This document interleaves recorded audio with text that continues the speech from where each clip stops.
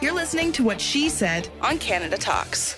We're talking tea this morning. Sharon Caddy, Christine Bentley, and our guest, Lynda Budd. Lynda, I have something I've been meaning to ask now, and I keep forgetting. So, about storage and freshness. Now, I was looking at your rooibos syrup online, and there's a real emphasis on the fact that it's made locally, it's made fresh. But when it comes to the rooibos syrup in a bottle, or whether it's the tea leaves that you have, storage and freshness, how do we manage to maintain, and how long can we keep tea fresh? Well, the syrup has got some natural lemon juice in it, so we do refrigerate it in that particular product. But as far as tea goes, it's really important to keep it out of sunlight and in airtight containers. So sometimes if you see tea in glass, if it's sitting right in the sun, it's not necessarily the best thing for it. You're better off having, dark, airtight, just to keep it. You want to keep it fresh. It's the same as just thinking of any type of herb that you're cooking with or making anything with. You have to keep it fresh, and so you just have to keep it in that airtight container. Okay.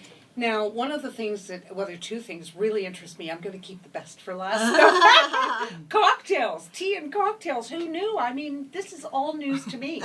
But anyway, let's start first with health.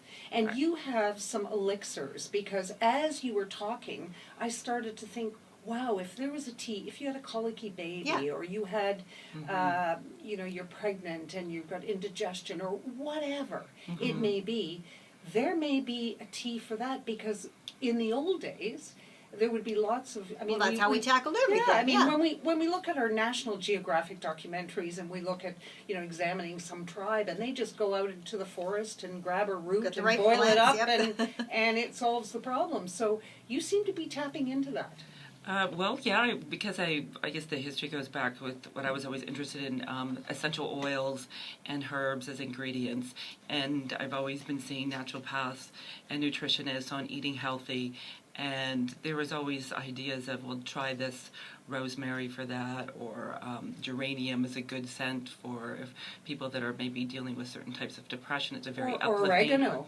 Or oregano, or sage, or basil, or, there's many different types of herbs that do have medicinal properties, that have healing properties, but when I started working with some of these nutritionists and naturopaths, they said, well, what about a good pregnancy tea? And coming up with herbs for that are safe for pregnant women to drink.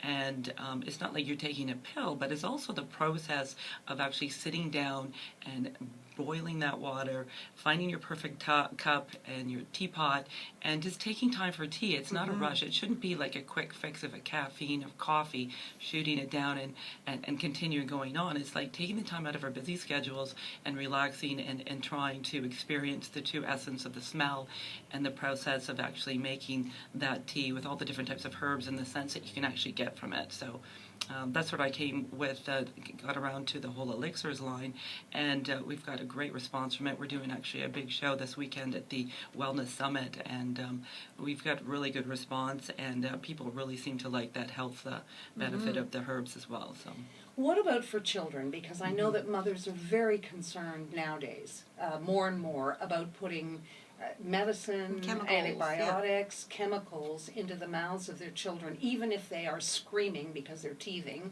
or they have colic or whatever. Well, I still would stay with the idea of the rooibos, because rooibos is, like I say, naturally caffeine-free, but you can try different varieties. There's actually green rooibos and red rooibos. Green rooibos is a little bit more vegetal, but we have many different types of ingredients, if it's lemon or if it's cherry, and also the other herbals with the fruits. There isn't sugar right in it, but there's the actual fruit flavor in it, and it's very safe for kids to drink tea. And because you can also go from a cool pot to an iced tea, and like I said before, is trying different types of varieties of. Actually, there's another idea too. I was just thinking of putting like a herbal tea and actually boiling your oatmeal with it. So it's, instead of putting all the extra fruity things in your product, you could actually boil, instead of using water in your oatmeal, use the tea. What a great idea. That's a great idea. We're all oatmeal lovers here. Absolutely. So, it's nice to get a different variety. Now, what tea would you recommend for that? We have a berry blast and a citrus blast, which are really good. That would be nice. Very popular. And now let's get to the good part. Oh, Come look on, at Christine. Sharon. Okay. I mean, tea cocktails. I've never heard of this. Oh well. This is revolutionary. I'm going to have to Look try at this you. out this She's weekend. jumping out of her chair. I'm going to have to try this out this weekend for sure, just to see if you know what you're talking about. It's a lot of fun. Is it? Absolutely. I bet. Well, it's because, alcohol is an interesting additive to tea. People kind of go, I don't get it. Tea, it seems so healthy, and then you've got alcohol. But I think it's looking at the healthy side of drinking and the healthy habits of drinking. And instead of putting all those fruity drinks and high sugar content beverages, then mixing it with a really strong brew of your favorite tea. And then we recently launched the Details Party to the Wee Hours of the Afternoon book. So we took 27 of our different loose leaf teas, and we worked with some mixologists and came up with some excellent beverages using this. So something like a matcha mojito. So you actually take the matcha powder and you put it in the mojito with mint and a bit of it has rum in it, of course, but it's very vegetal, but it still is a healthy beverage, and it's not a bad alternative as opposed to all the sweetening that you would normally put into it. So give us some other ideas about, just off the top of your head, some other cool cocktails. Well, when we originally did this, I wanted it to be tea first, cocktail second. Yes. So we always made sure that I had a tea fact in the book, and it was more about the tea first, where it originated from, and then putting a different variety, being a different twist. How can we get this tea in with this cocktail? For example, I took a 2-dose silver needle, which is one of our high-end white teas, and we put it in a grinder with sugar.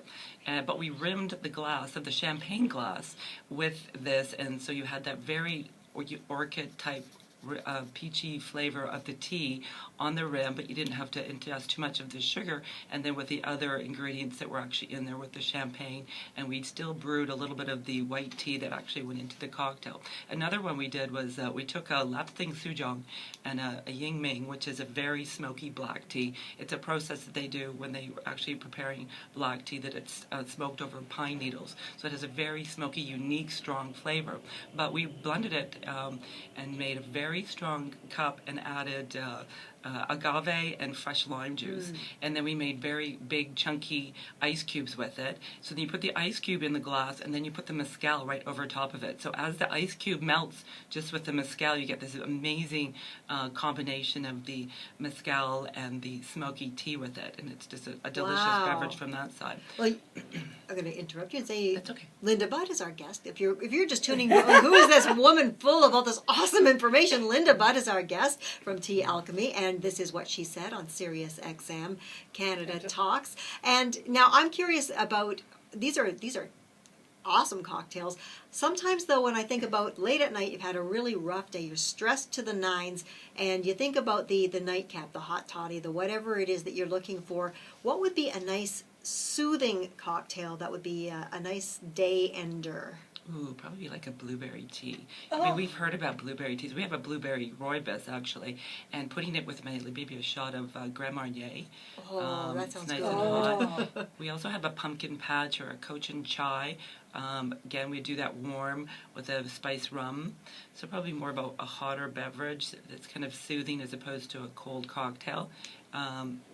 Yeah, so something in that category. Because that's, we've had those days, right? No, absolutely, those days. You know what I was just thinking, Sharon? If our co-host Kate Wheeler were here today, she's in Miami drinking mojitos, but nice. She is a tea. She loves tea, and her daughters love tea. She'll be listening to this, and that'll be it. We'll be invited to tea parties, Sharon. Oh, yeah. Can you imagine a whole new twist on the tea party? Yeah. We can't let our little girls, though, we can't give them a little plastic teacup set and the and the wine glass. Well, actually, we suggested that Details is doing mocktails as well. So there are still just a combination of the different beverages, and you can leave the alcohol out of it. But with the title Party to the Wee Hours of the Afternoon, it actually kind of goes on to that whole concept of drinking late at night. It does affect your sleep patterns. So we're saying maybe starting a little bit earlier on in the day, that it gives your body time to process that actual alcohol before you actually go to sleep. Well, what I'm wondering, though, is if you add the tea to the alcohol, maybe it doesn't affect your sleep patterns quite as badly, or does alcohol trump all? Well, I mean, it depends on How much? Everything in moderation. Everything in moderation. That's right. This is amazing. Actually, I've never heard of this. But what I before. like with the cocktails, though, is that I think this would encourage people to try the different varieties of tea a little more, perhaps, than just saying sit and brew a pot.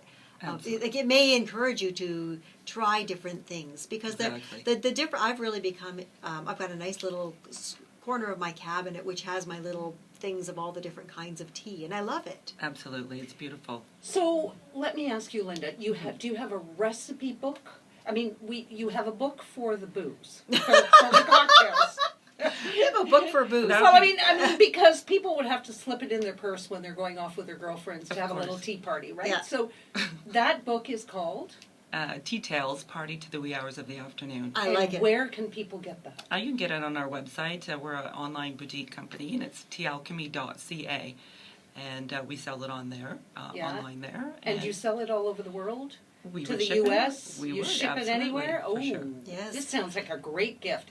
And then what about the recipes? We do have some recipes actually on our website where we've taken some, but volume 2 would be our next book, which would be including tea recipes. That would be great. Mm-hmm. I'd love Ooh. that. And for somebody who's listening, one of you out there, you can win a copy of Tea Tales plus a tea gift set from teALCHEMY.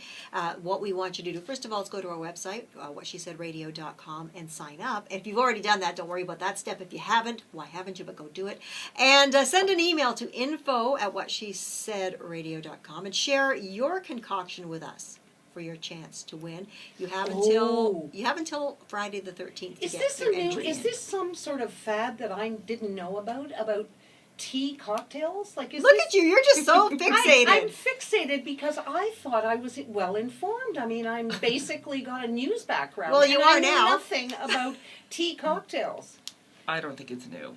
Now No, you know. Well, now, I'm gonna maybe be- the extent that I've taken it, maybe. Is I'm new. going to take that. I'm going to get one of those books and trot them into bars and say, "Hey, Make me one of these. make me one of these." And Absolutely. for people looking for you online, your website.